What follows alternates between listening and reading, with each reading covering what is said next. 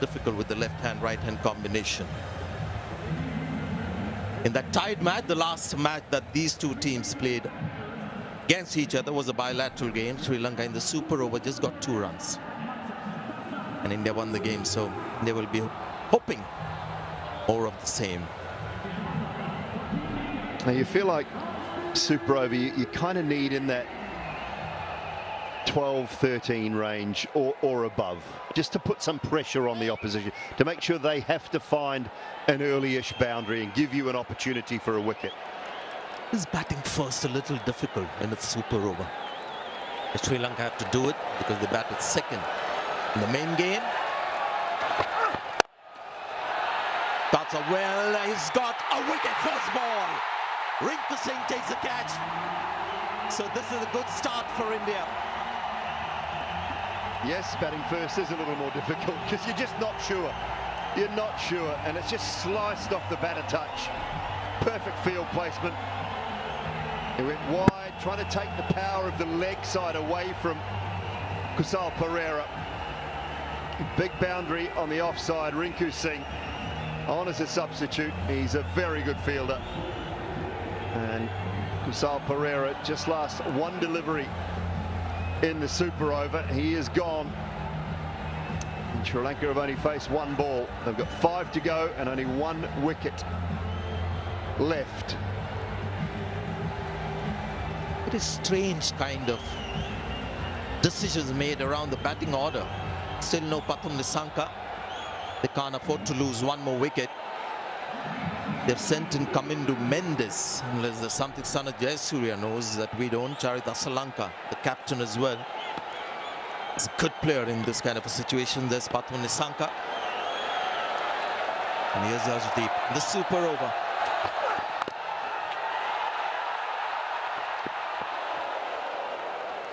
Plenty happened there, just for 1 run. They're looking for that reverse scoop. Toe into the bat. I wonder how close this would have been if Arshdeep had managed to right foot it onto the stumps.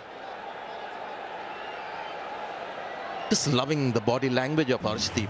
He seems to enjoy this kind of a challenge. Oh, that hit the stumps would have been curtains for Sri Lanka. In fact, that is how he made his name, Simon. I remember Punjab Kings in the IPL when he was so impressive with his death overs. When he started playing for India, that we saw him good with the new ball too. So this is what he does best.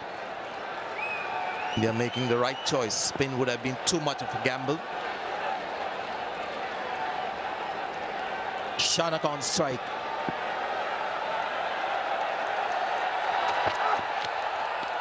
Misses it. Brilliant, brilliant so far from Arshdeep. It really is superb. And Shanaka should know what Arshdeep's trying to do here, though. So he's got to allow himself to open the blade and go maybe a point region or even fine of the deep third that's in place. Open that blade up, get yourself across to off stump a little bit more. He should know what Arshdeep's trying to do. If Arshdeep then looks to go straight, he can just dink it round the corner. What a crowd, what a game as well. Just playing deft touches is something that batters just feel the pressure of the situation. That's going to be wide. So India stuck with that tactic. And they're going to test Dasun Shanaka whether he has the nerves to just use the pace of the bowler. At the moment, he's just trying to belt it down the pitch.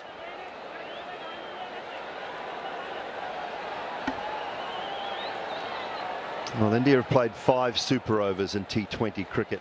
Sanjay, there was 2 in the 1 series against New Zealand in 2020. Had 1 tie, tied up after the super over. They beat Afghanistan and Sri Lanka in 2024 as well.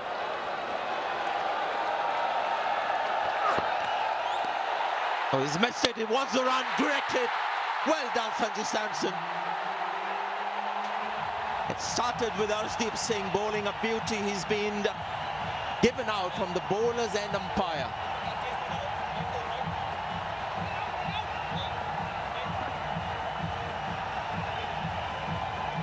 Well, that has been a superb super 4 deliveries from Arshdeep. There's a wide in there. I mean, I don't know what is going on here because he hasn't nicked it. It's gone nowhere near the bat. To director. But dead eye. We have a player's review for caught behind, given out. I checked fit. It's a fair delivery. Was in the frame. Well, he raised his finger there, but we saw the bowler and umpire as well raise his finger. So they're actually trying to figure out which batter is out. Because something got the bowler and umpire to raise his finger. So did he see something before that? Was it given out, caught behind, and is that being reviewed? So it's about which batter is out. Didn't seem like there was an outside edge. So Shanaka might just stay there. Well, here's the thing. If he's been given out at the bowler's end. Ball pass is very close to the bat. Can I have Altair?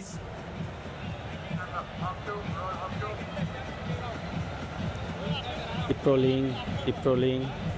Flat line, keep rolling. Keep rolling. Okay, now right at the fag end of the game, a lot of I'm satisfied, no bad in ball. Coming into the game. Now clearly, if he's given him out, caught behind at the bowlers you need and to umpire. Change your decision out to not out. So on review, the striker is not out, but the non-striker was clearly run out, but because it was reviewed at the time, is it a dead ball? And that's why the non-striker cannot be out. Yeah, spot on. It was been pretty good throughout the tournament, so I'm loath to be too harsh, but it was a pretty ordinary decision because he was nowhere near it. I'm not sure how the standing umpire at the bowler's end thought it was out, caught behind. I mean, he hasn't hit the ground, there's nowhere near it. Sanju hasn't even appealed. He's not even bothered about the caught behind, and then he's given it out for some bizarre reason. So the game must continue. And why was Arshdeep appealing towards the bowlers and umpire unless he also heard something? So in fact, because of that, maybe the umpire felt the pressure of raising the finger because there was nothing there. But yeah, they're just trying to understand what's happened. Eventually they'll have to resign to the fact that no wicket was lost there. Yeah, the first decision always stands. And when the first decision is out, that's dead ball. The ball is dead. When it's given out by the umpire at the bowler's end, whatever transpires after that does not matter. And that's what they're just trying to explain to Surya now.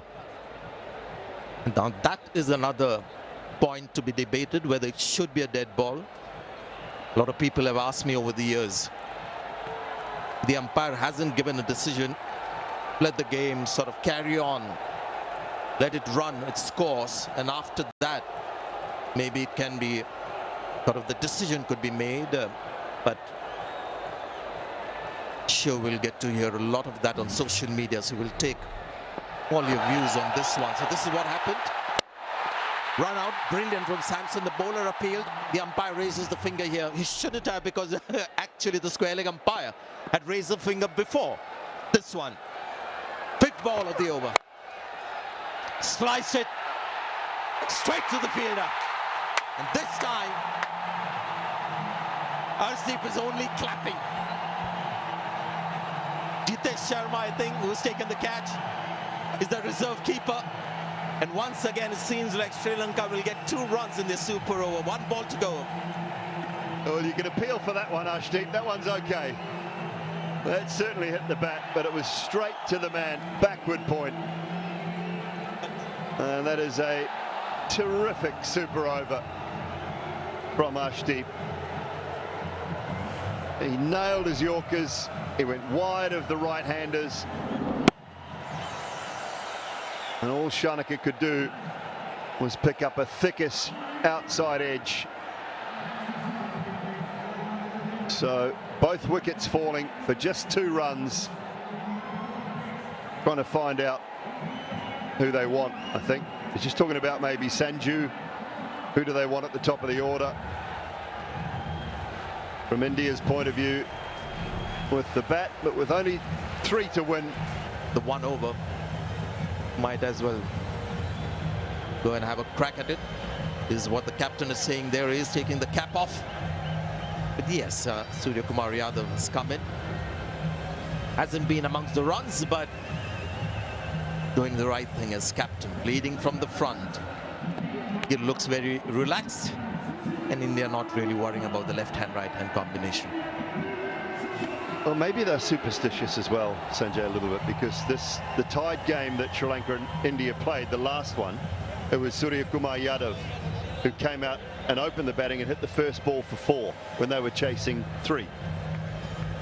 Just amazing coincidences. Can you imagine the last game between these two teams was a tie, super over. Sri Lanka batted first, got 2 runs, and same opening pair. Can you imagine? Shubman Gill hasn't played before this Asia Cup tournament, the T20 matches. It was Shreyas Iyer who was in the team, so Shubman Gill has come in. So amazing coincidences. Let's see whether that happens to Julie, whether the first ball gets hit for 4. I expect a field that's going to put all kinds of pressure on Surya Kumar Yadav, as they would expect. So now they've got 5 fielders for a dab, for a single, and they'll be right up to save the single. But if they look to play the big shot on the leg side, they've got 3 boundary riders. Nobody on the offside, 3 on the leg, 1 straight down at long off, and 5 fielders inside the circle.